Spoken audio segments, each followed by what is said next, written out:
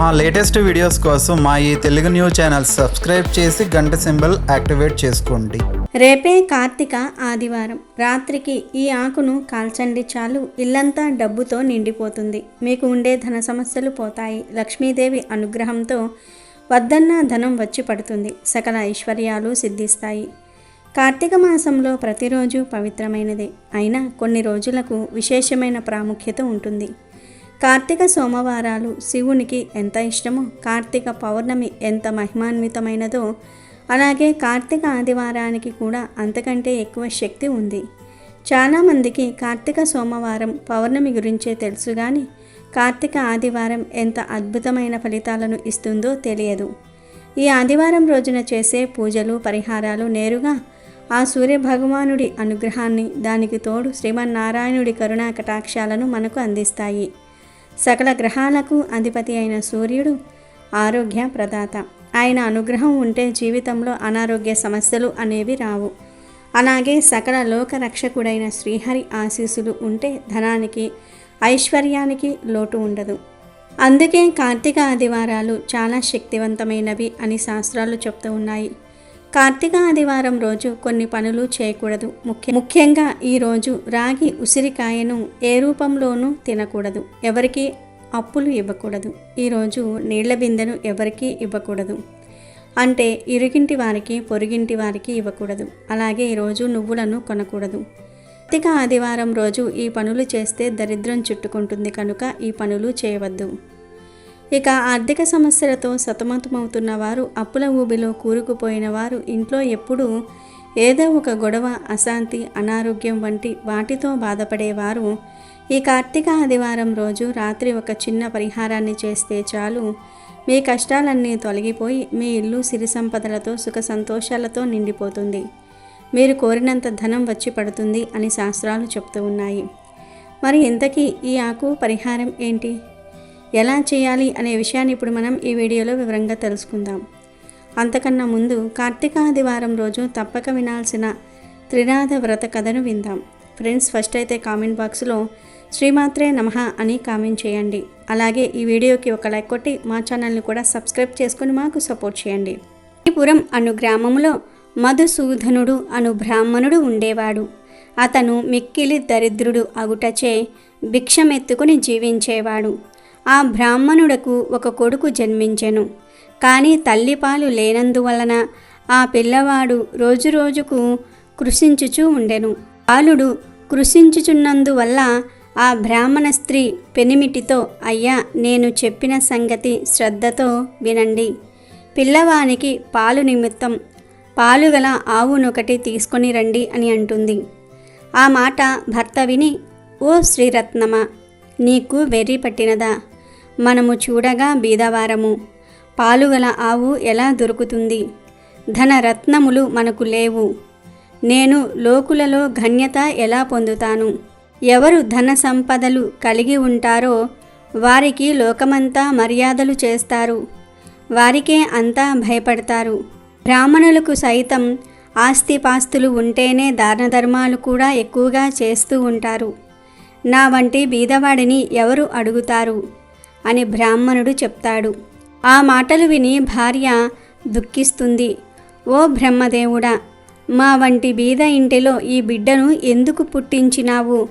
ఏమి తిని ఈ బిడ్డ బ్రతుకుతాడు? ఈ శిశు హత్య నాకు చుట్టుకుంటుంది అని దుఃఖించుచూ ఉండగా ఆ పిల్లవాని ఘోష చూసి ఏమీయో తోచక ఆ బ్రాహ్మణుడు చింతాక్రాంతుడై విచారించి తన ఇంటిలో ఉన్న కమండలము వగేరా చిల్లర సామానులు తీసుకొని సంతకు వెళ్తాడు. ఆ వస్తువులను సంతలో అమ్మివేసి అమ్మిన సొమ్ముతో 50 రూపాయలు జాగ్రత్తగా పట్టుకొచ్చి భార్య చేతికి ఇవ్వగా ఆమె ఆ సొమ్మును పట్టుకుని సంతోషించి పెనిమిటితో ఇలా అంటుంది, అయ్యా, ఈ సొమ్మును తీసుకుని వెళ్ళి పాలుగల ఆవునొకటి తీసుకుని రండి అంటుంది. తన భార్య చెప్పిన మాట ప్రకారం ఆ బ్రాహ్మణుడు ఆ 50 రూపాయలు పట్టుకుని గ్రామములు తిరుగుతూ ఉంటాడు. ఇట్లు తిరుగుతూ ఒక పెద్ద భాగ్యవంతుడగు షావుకారు ఉండే గ్రామమునకు వెళ్ళెను. ధనధాన్యాలు కలిగి కుబేరునితో సరి సమానంగా ఆ షావుకారు ఉండెను. దైవ ఘటన మాత్రం వేరే ఉన్నది. తన ఆవులలో బోధ అను ఒక ఆవు ఒకటి ఉండెను. అది మిగులు దుష్టబుద్ధి కలది. పైకి మేతకు వెళ్తే పరుల వ్యవసాయంలో చొరబడి తినివేస్తూ ఉండేది. ఒక దినము షావుకారు చూస్తూ ఉండగానే పేదవాని పొలంలో చొచ్చి తినేస్తూ ఉంటుంది. అది చూసి ఆ షావుకారు అతి కోపంతో ఏమనుకుంటున్నాడంటే, దీని ముఖం చూడకుండా ఈ ఆవును ఇప్పుడే అమ్మివేస్తాను. అది విలువగల ఆవు అయితే కాని ఈ దుష్టబుద్ధి గల ఆవును 50 రూపాయలకైనా సరే ఇచ్చేస్తాను అని అనేసరికి ఆ బ్రాహ్మణుడైన మధుసూదనుడు ఆ మాటలు విని ఆ షావుకారుతో ఇట్లనెను, ఓ షావుకారు వినండి, అది విలువగల ఆవు అయినప్పటికీ మీరు దానిని 50 రూపాయలకు అయినా సరే అమ్మేస్తాను అని అన్నారు. 50 రూపాయలు నేను ఇచ్చివేస్తాను, ఆవును దూడను రెండును ఇప్పించండి అని అనగానే ఆ షావుకారు బ్రాహ్మణుని చూసి, నీకు వెర్రి పట్టినదా? విలువగల ఆవును 50 రూపాయలకు పట్టుకుని పోతావా అని అనెను. మరలా మదిలో విచారించి తెలియక అనివేసినాను, ఈ బ్రాహ్మణుడు ఎక్కడ నుండి వింటున్నాడో ఏమో, ఆ ఆవును ఇవ్వకపోతే నాకు అసత్య దోషము ప్రాప్తించును అని బ్రాహ్మణునకు ఆవును దూడను ఇచ్చివేయగా బ్రాహ్మణుడు వాటిని తోలుకొని అచ్చటి నుంచి బయలుదేరి తన ఇంటికి చేరుకున్నాడు. ఆ ఆవును చూడగానే బ్రాహ్మణ స్త్రీ ముఖం చంద్రుని చూసిన కలువ వలె ప్రకాశించింది. ఆమె వెంటనే పాలు పిండి తన కుమారునికి పోసి బహు సంతోషము పొందినది. ఇట్లు కొన్ని నెలలు పోయిన పిమ్మట ఒకరోజు ఆ ఆవు మేతకు వెళ్ళి తిరిగి రాలేదు. పొద్దుపోయిన వేళ అయ్యింది. అయినా ఆవు రాకపోవటం చూసి బ్రాహ్మణుడు వెతకబోయెను. వీధులలో సమీపమున ఉన్న వ్యవసాయ పొలములలో చూసెను. ఆవు కనిపించలేదు. తెల్లవారగానే నిద్ర మేల్కొని ఆవును వెతుకుటకై బయలుదేరి కొంత దూరం నడిచి వెళ్ళి త్రోవలో ఒక పెద్ద చెట్టును చూసెను. అది ఒక గొప్ప మర్రి చెట్టు. మధుసూదనుడు ఆ చెట్టు దగ్గరకు వెళ్ళినాడు. బ్రాహ్మణుడికి తెలియని విషయం ఏమిటి అంటే, ఆ చెట్టుపైన 3 మనుషులు కూర్చున్నారు. వారు ఎవరు అనగా బ్రహ్మ, విష్ణువు, మహేశ్వరులు. వారే త్రిమూర్తులు. అటువంటి చెట్టు క్రింద బ్రాహ్మణుడు కూర్చుని ఆయాసం తీర్చుకొని పోవుచూ ఉండగా త్రిమూర్తులు బ్రాహ్మణుని పిలిచి, ఓ బ్రాహ్మణుడా, నీవు నీ మనసులో ఎందుచేత దుఃఖము కలిగి ఉన్నావు? నీవు ఎక్కడికి వెళ్ళుచూ ఉన్నావు? ఆ సంగతి మాతో చెప్పమని అడుగగా బ్రాహ్మణుడు 2 చేతులు జోడించి, అయ్యా, నేను మిక్కిలి బీదవాడను, భిక్షమెత్తుకుని బ్రతికేవాడను. నాకు ఒక ఆవు ఉండెను, అది కనిపించలేదు. ఈ దినం శ్రీపురం సంత అగుచున్నది. ఆ సంతకు పోయి వెతికెదను. ఎవరైనా దొంగిలించి తీసుకుపోయిన ఎడల ఆ సంతలో అమ్ముతారు కదా, అందుకే దానిని వెతుకుతూ వెళ్ళుచూ ఉన్నాను. ఓ త్రినాథ స్వాములారా అని తన వృత్తాంతం చెప్పెను. అది విని బ్రాహ్మణుడితో త్రిమూర్తులు, నీవు ఇప్పుడు సంతకు వెళ్ళుచూ ఉన్నావు కదా, మా నిమిత్తం ఏమైనా కొన్ని దినుసులు తీసుకుని రాగలవా అని అన్నారు. బ్రాహ్మణుడు ఏమి దినుసులు కావాలనని అడుగగా త్రిమూర్తులు ఇట్లనిరి, 1 పైసా గంజాయి, 1 పైసా ఆకువక్కలు, 1 పైసా నూనె మాత్రం తెచ్చి ఇమ్మని చెప్పిరి. అది విని బ్రాహ్మణుడు, ఓ త్రిమూర్తులారా, నాకు పైసలు ఎక్కడ దొరుకుచున్నవి? నేను బీద బ్రాహ్మణుడను, భిక్షమెత్తుకుని జీవించుచూ ఉన్నాను అనగా, ఓ బ్రాహ్మణుడా విను, అదిగో అటు చూడు, రెల్లు పొద కనిపించుచూ ఉన్నది, దాని మొదలు 3 పైసలున్నవి అనగా, ఆ పలుకులు విని బ్రాహ్మణుడు వెళ్ళి రెల్లు పొద మొదలు చూసేసరికి 3 పైసలు ఉన్నవి. ఇంకా ఉంటాయేమోనని ఆ చెట్టును ఇంకా పైకి తీర్చుచూ ఉండెను. అది చూచి త్రినాథుల వారు, ఓ బ్రాహ్మణుడా, నీకు వెర్రి పట్టినదా? అందులో పైసలు లేవు, ఎంత దొరికినదో అదే ఉండును అనెను. ఆ పలుకులు విని బ్రాహ్మణుడు అచ్చటి నుండి వెళ్ళిపోయెను. కొంత దూరం వెళ్ళి వచ్చి ఆ చెట్టు క్రింద నిలిచి చేతులు జోడించెను. అది చూచి త్రిమూర్తులు, తిరిగి ఎందుకు వచ్చావు అని అడిగారు. దానికి బ్రాహ్మణుడు, మీరు చెప్పిన వస్తువులు దేనిలో తేవలెను అని అడిగెను. దానికి త్రినాథులు, నీ గావాంచలో తెమ్మని చెప్పిరి. అది విని బ్రాహ్మణుడు, నూనె గావాంచలో ఎలా వస్తుందండి? మీరు జగత్కర్తలు, నా వద్ద కపటముంచి చెప్పుచున్నారు అనగా త్రిమూర్తులు, మా నామము తలుచుకుని నూనె గావాంచలో తీసుకురా అని చెప్పగా బ్రాహ్మణుడు సెలవు తీసుకుని అచ్చటి నుండి వెళ్ళిపోయాను. ఆనందంతో బ్రాహ్మణుడు శ్రీపురం సంతలో ప్రవేశించాడు. ఆవులుండే సంతకు వెళ్ళి చూడగా తన ఆవు కనిపించలేదు. ఆకులు, చెక్కలు, గంజాయి పుచ్చుకొని నూనె గురించి బజారుకు వెళ్ళి తేలుకల వాడిని నూనె అడిగెను. గావాంచ చూపి ఇందులో 1 పైసా నూనె పొయ్యమనెను. ఈ సంగతి తెలుకలవాడు చూసి బ్రాహ్మణుడు పిచ్చి మనిషి కాబోలునని నూనె లేదు అని చెప్పాను. అచ్చట నుండి మరి ఒక ముసలి తెలుకలవాడిని నూనె అడిగెను. ఆ ముసలివాడు చూసి నూనె ఎంతది కావలెను అని అడుగగా 1 పైసా నూనె మాత్రం పట్టుకుపోవుదునని ఆ బ్రాహ్మణుడు చెప్పెను. తెలుకలవాడు నూనె కొలిచెను. బ్రాహ్మణుడు గావాంచ చూపించెను. అప్పుడు తేలుకలవారు, ఈ బ్రాహ్మణుడు వికారపు వాడు, వీనిని మోసం చేసి పైసా తీసుకుంటాను అని ఆలోచించుకుని కొలత పాత్రను తిరగవేసి నూనె కొలిచి ఇచ్చెను. విప్రుడు గావాంచ కొన చెంగును పట్టుకుని అచటి నుండి వెళ్ళిపోయెను. అంతే, తెలికలవాని కుండలో నూనె కొంచెమైనను లేకుండా పోయింది. అది చూసి తెలికలవాడు మూర్ఛబోయినాడు.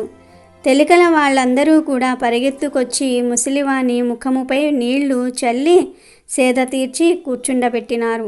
ఏమి చెప్పుదను, ఎక్కడి నుంచే ఒక బ్రాహ్మణుడు వచ్చి గిద్దెడు నూనె కొన్నాడు. ఇప్పుడే ఇట్లు వెళ్ళినాడు. కుండలో చూడగానే నూనె లేదని చెప్పగా అందరూ విచారించారు. ఆ విప్రుడు మా వద్దకు వచ్చి మమ్ము కూడా నూనె అడిగినాడు. లేదని అనగా వెళ్ళిపోయినాడు. అగున అందరూ విచారించి పరిగెత్తుకొని బ్రాహ్మణుడి వద్దకు వెళ్ళి ఇలా అన్నారు. విప్రుడా, విను, మీరు నూనె కొన్నారు కదా, అది కొలతకు తక్కువగా ఉన్నది, పూర్తిగా ఇచ్చివేస్తాము, పట్టుకొని వెళ్ళండి అన్నారు. దాంతో మళ్ళీ మధుసూదనుడు సంతకు వెళ్ళాడు. ఈసారి ముందు తెచ్చిన గిద్దెతోనే నూనెను సరిగ్గా కొలవగా ఎప్పటిలాగానే ఆ నూనె గిన్ని నిండుగా అయినది. అది చూసి ముసలి వ్యాపారి అనగా నూనె అమ్మేవాడు ఆనందము చెందాడు. విప్రుని గావాంచలో చమురు ఉంచారు. అది పట్టుకుని విప్రుడు వెడలిపోయినాడు. అలా బ్రాహ్మణుడు త్రిమూర్తుల దగ్గరకు వెళ్ళి వారికి సామానులు ఇచ్చివేసి సెలవు అడిగినాడు. సెలవు అడగగానే త్రిమూర్తులు విప్రునితో ఏమన్నారంటే, ఓయి, నీ కష్టము చూసి మా మదిలో దయ కలిగినది. ఒక మాట విను, నీవు త్రినాదుల పూజ చేస్తే నీ దరిద్రము పటాపంచలై అధిక సంపదలు కలుగునని త్రినాదులనగా అది విని బ్రాహ్మణుడు, స్వామి, ఏ ఏ వస్తువులతో మిమ్మలను పూజ చేయాలి అని అడుగగా త్రినాదులు ఇలా అన్నారు. ఓ ద్విజుడా, వినుము, మా పూజకు అధిక ద్రవ్యము అక్కరలేదు, కొంచెముతోనే తృప్తి పొందుదుము. ఇప్పుడు నీవు తెచ్చిన 3 పైసల సామాగ్రి చాలును. త్రిమూర్తుల పూజ ద్రవ్యములు ఇంతే, మాకు వీటితోనే పూజ చెయ్యుము. మట్టి చిలుమల యందు గంజాయి నిలిపి అందులో నిప్పుతో ధూపము వెయ్యవలెను.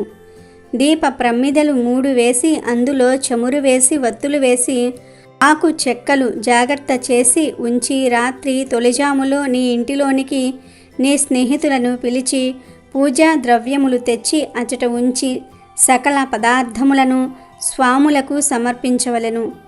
అలా చేస్తే సకల పాపములు నశించును అని త్రిమూర్తులు మధుసూదనుడితో చెప్పెను. అది విని మధుసూదనుడు పూజ చేయుటకు ఉపక్రమించెను. చెట్టు మొదటనే పూజ ఆరంభించి గంజాయి ముందు తయారుపరచాడు.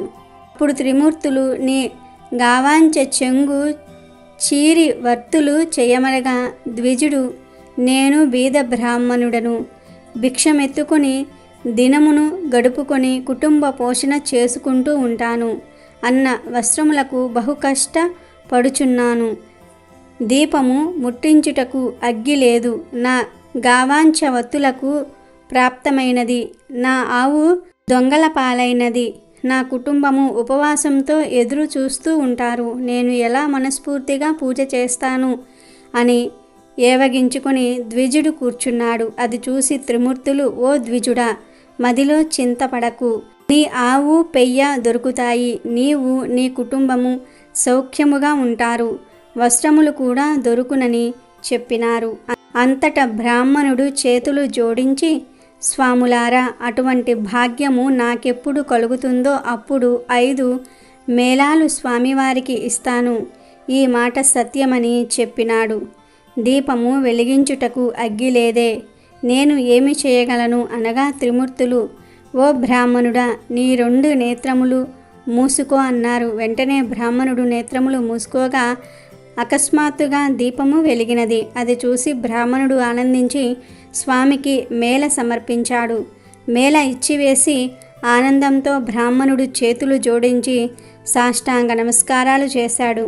మధుసూదనుడు అలా త్రినాద పూజ చేసి త్రిమూర్తుల వద్ద సెలవు పొంది కొంచెము దూరము నడిచి వెళ్తూ ఉండగా త్రోవలో ఆవును దూడను చూసి సంతోషించి త్రినాథుల వారు నాయందు దయ ఉంచి ఆవును పెయ్యను తెచ్చి ఇచ్చినారు, వారి పూజ బాగుగా చేసినాను అని భావించుకొని ఆవును దూడను తోలుకొని పోయి ఇంటికి చేరినాడు.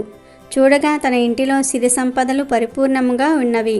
అది చూసి అధికముగా సంతోషము పొంది కడు శ్రద్ధతో పూజ ఆరంభించాడు. చెయ్యవలసిన కార్యక్రమముల అందరికీ విశదముగా తెలియపరిచాడు. నా స్నేహితులను రప్పించి వెనుకటి వలనే మేళ సమర్పించాడు. మేళ చెయ్యు పద్ధతిని అందరికీ చెప్పగా అంతా ఒప్పుకున్నారు. ఆ రాజ్యంలో ఉన్న ప్రజలందరూ త్రినాద పూజ చేశారు. అందరి ఇండ్లయందు సుఖ సంతోషములు నిండెను.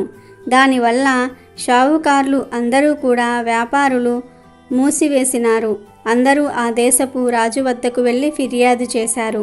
వారిని చూసి రాజు మీరందరూ ఎందుకు వచ్చినారు అని అడుగగా, అయ్యా దయచేసి మా ఫిర్యాదు మీరు వినండి.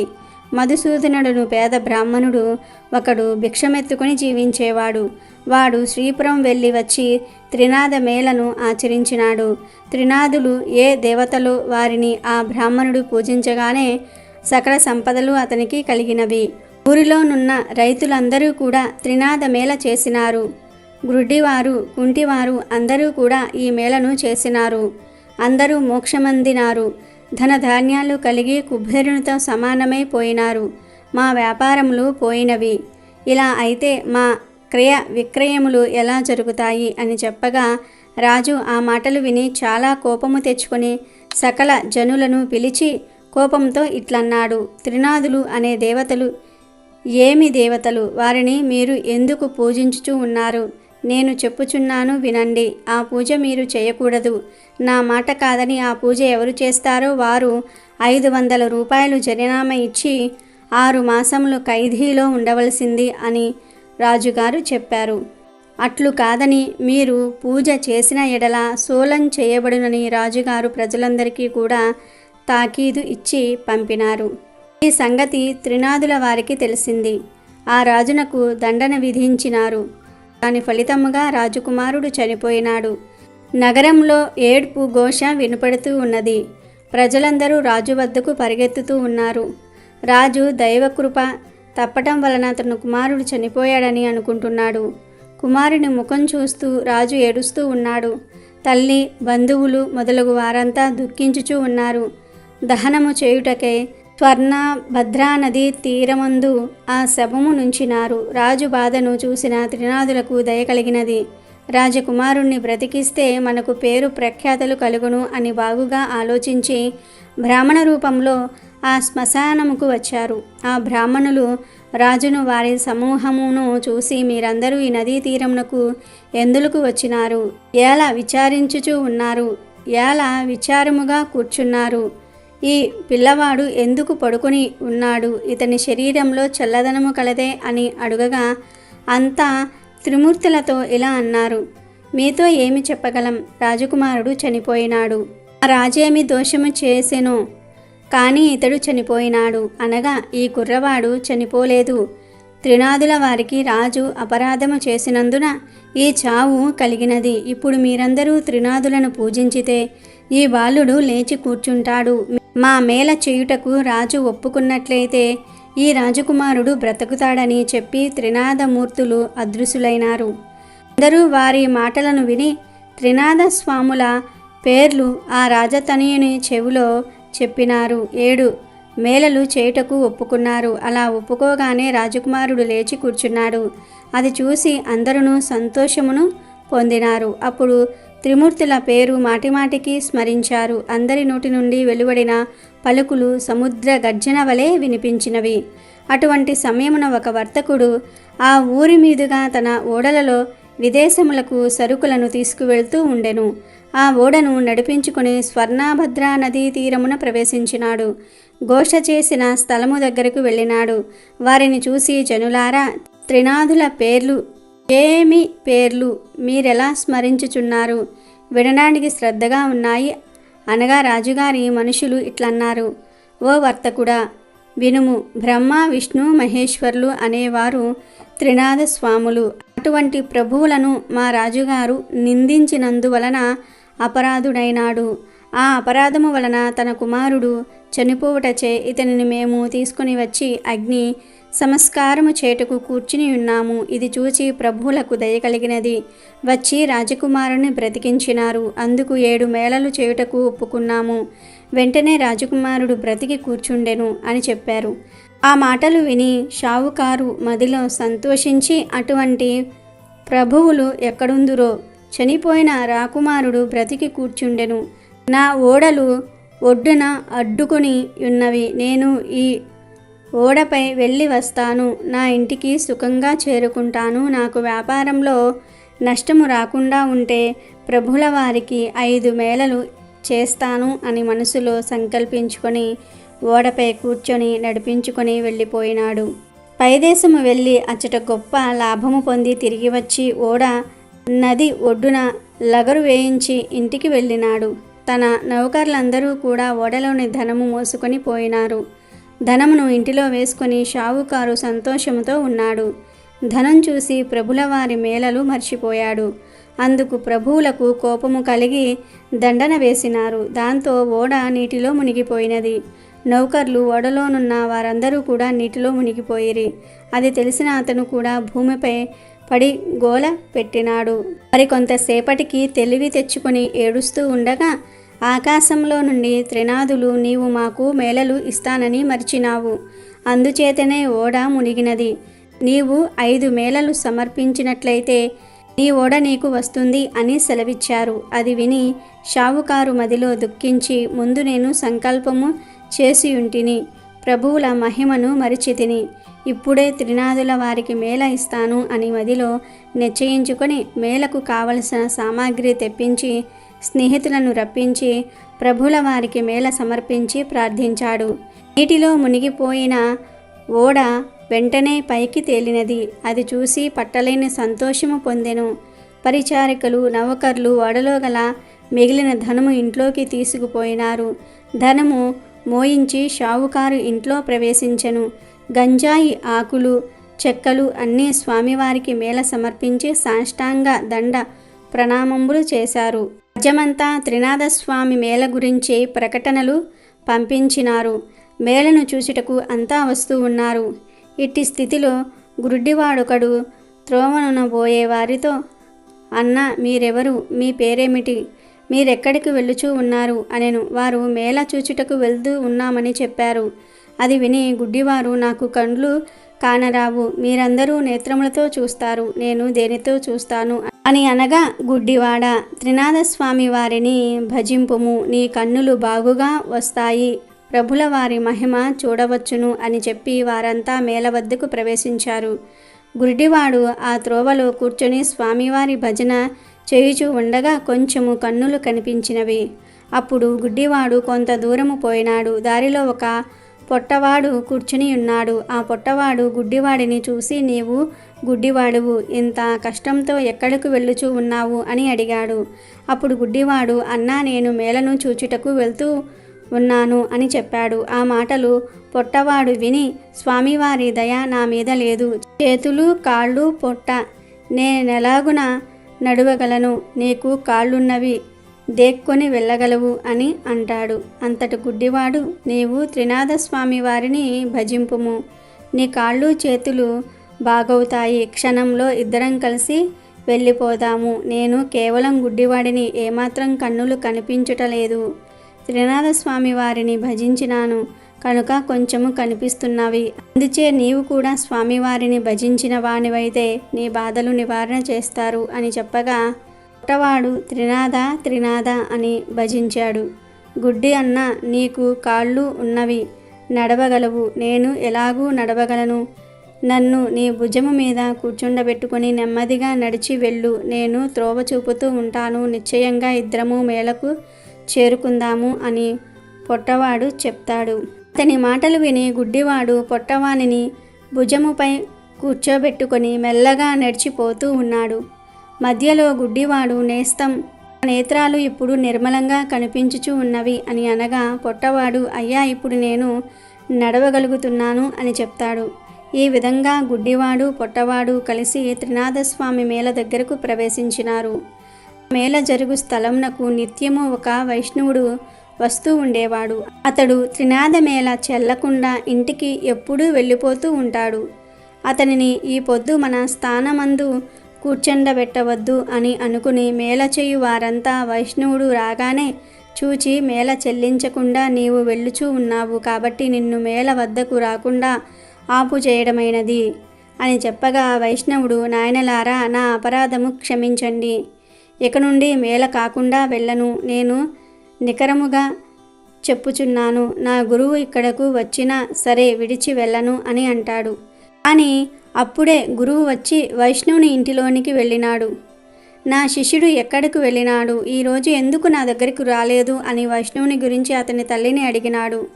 అప్పుడు అతనితో ఆమె, నా కుమారుడు మేళ వద్దకు వెళ్ళినాడు అని చెప్తుంది. అప్పుడు గురువు మేళ ఎవరిదని అడిగినాడు.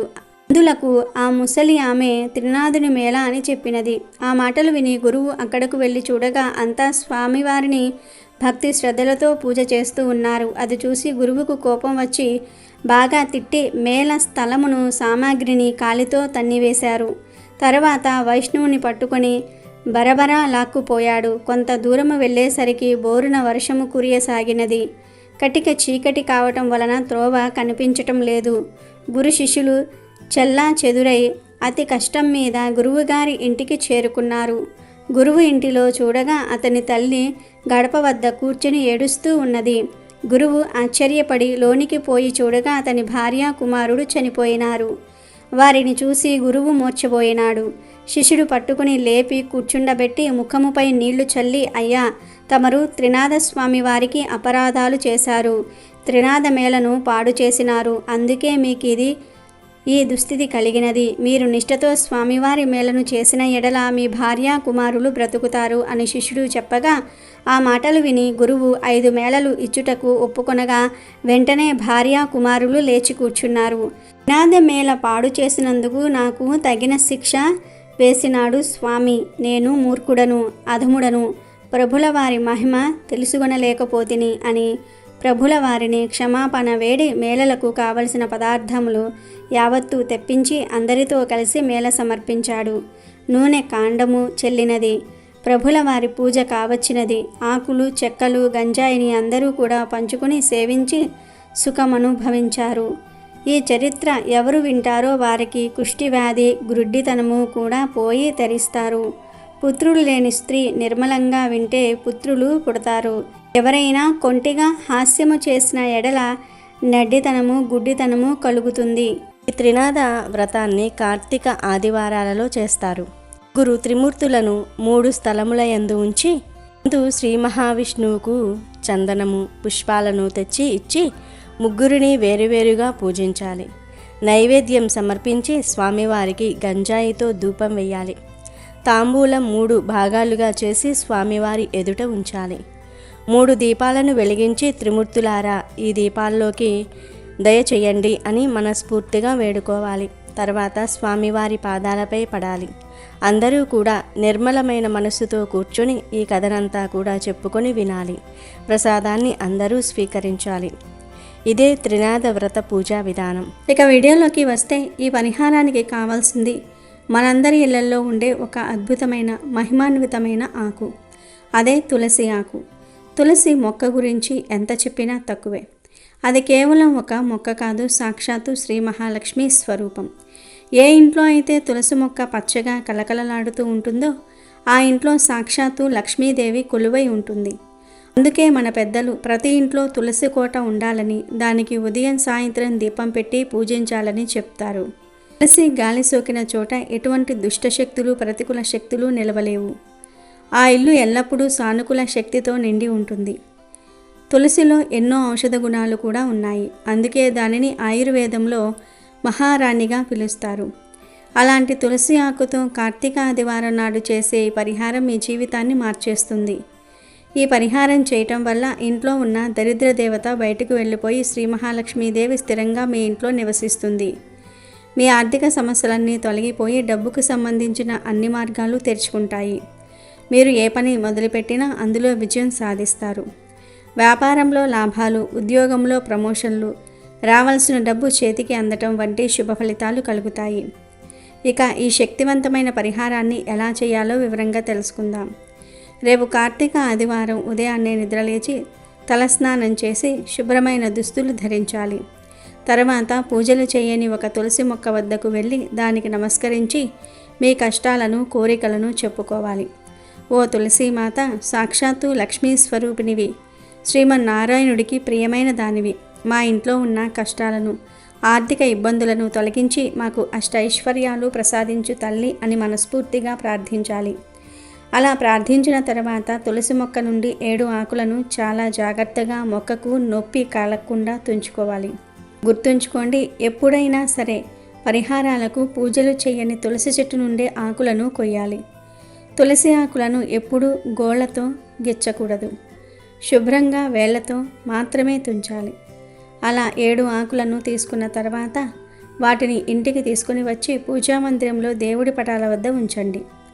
ఆ ఆకులను నేరుగా ఎండలో పెట్టకూడదు. ఇంట్లోనే గాలి తగిలే ప్రదేశంలో నీడలో ఆరబెట్టుకోవాలి.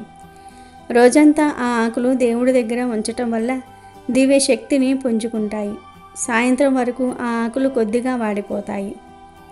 అప్పుడు అసలైన పరిహారం సాయంత్ర సమయంలో చేయాలి. రాత్రి భోజనాలన్నీ ముగించుకున్న తర్వాత ఇల్లంతా శుభ్రం చేసుకుని ప్రశాంతంగా ఉన్నప్పుడు ఈ పరిహారాన్ని ఆచరించాలి. రాత్రి సుమారు 8 గంటల నుండి 10 గంటల మధ్యలో చేస్తే మంచిది. ముందుగా మీరు ఉదయం నుండి పూజలో ఉంచిన ఆ 7 తులసి ఆకులను తీసుకోండి. వాటితో పాటు మరికొన్ని వస్తువులు కూడా అవసరమవుతాయి. అవేంటంటే కొద్దిగా జీలకర్ర, కొన్ని ధనియాలు, ఒక ఎండుమిరపకాయ, చిన్న అల్లం ముక్క మరియు 1 స్పూన్ కర్పూరం పొడి. ఈ వస్తువులన్నీ మన వంటింట్లో సులభంగా దొరికేవే, కానీ వాటికి అద్భుతమైన తాంత్రిక శక్తులు ఉన్నాయి. ఇప్పుడు ఒక చిన్న మట్టి ప్రమిదను కానీ లేదా ఏదైనా చిన్న గిన్నెను కానీ తీసుకోండి. అందులో ముందుగా మీరు నీడలో ఆరబెట్టిన 7 తులసి ఆకులను వేయండి. తర్వాత దానిపై కొద్దిగా జీలకర్ర చల్లండి. జీలకర్ర ప్రతికూల శక్తులను, నరదృష్టిని ప్రారద్రోలటంలో చాలా శక్తివంతంగా పనిచేస్తుంది. ఆ తర్వాత కొన్ని ధనియాలు వేయండి. ధనియాలు పేరులోనే ధనం ఉంది.